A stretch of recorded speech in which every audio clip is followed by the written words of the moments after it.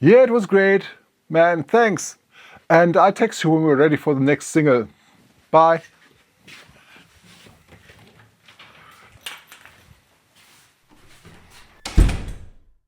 If you're a music producer or a studio owner, you know exactly what I'm talking about.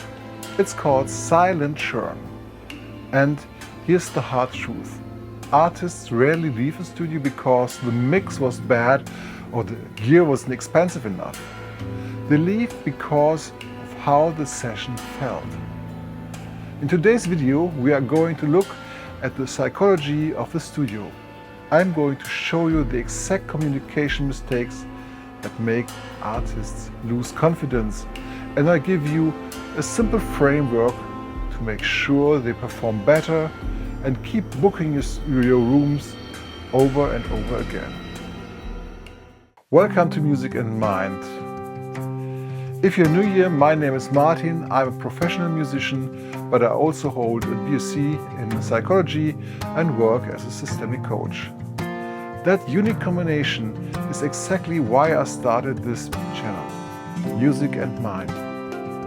In the music industry, we talk a lot about gear and techniques, but rarely about the human factor.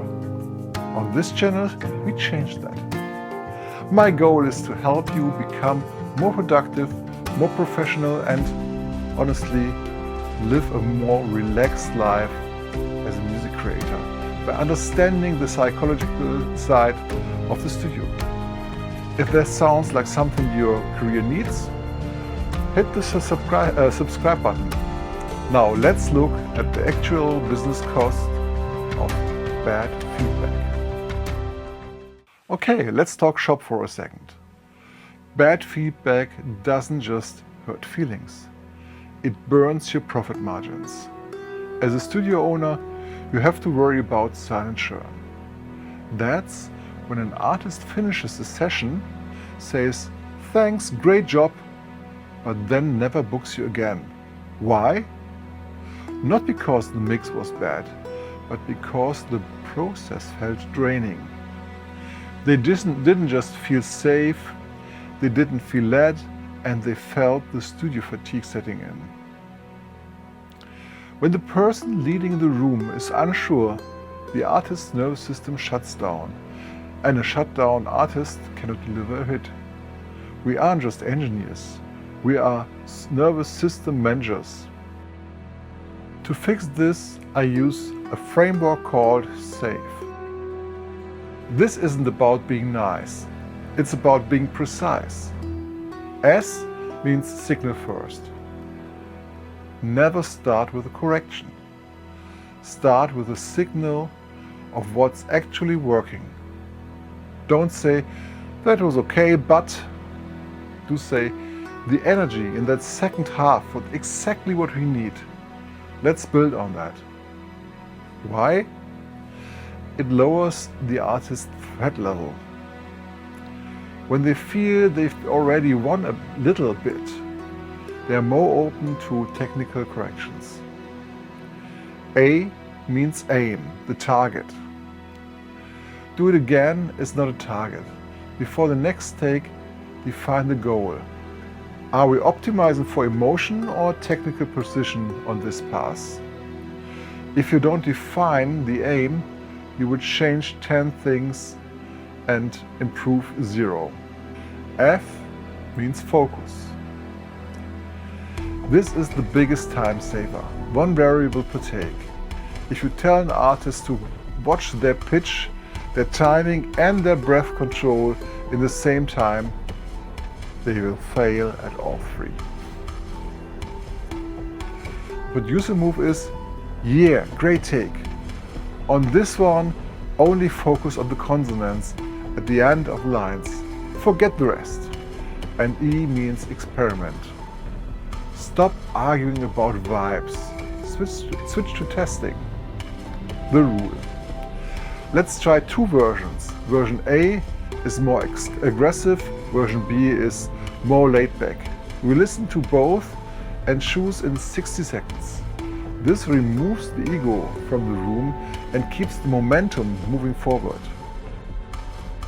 We've all had that session where the artists bring 3 friends or a manager, whatever does it mean, who doesn't know music production.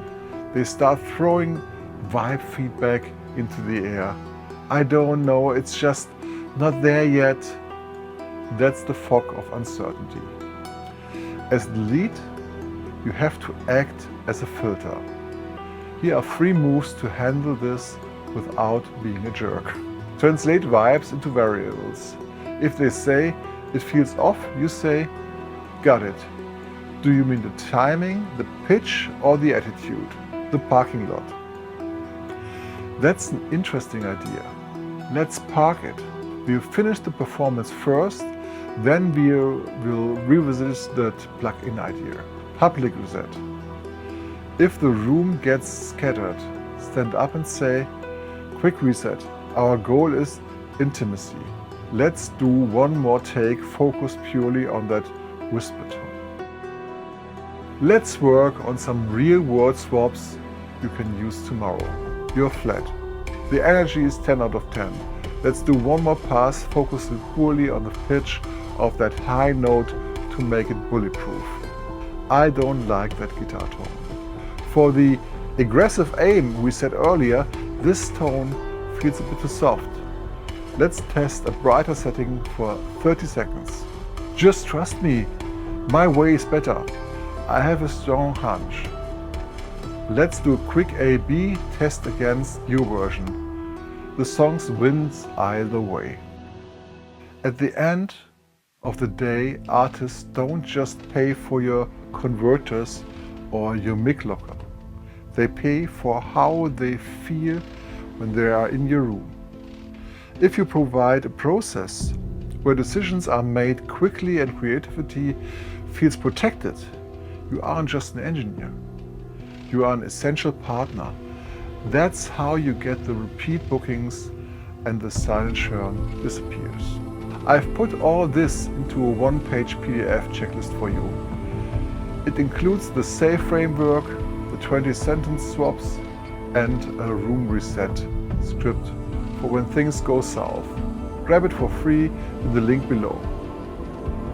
Subscribe if you want more on the psychology of professional music production. Let's get back to the music.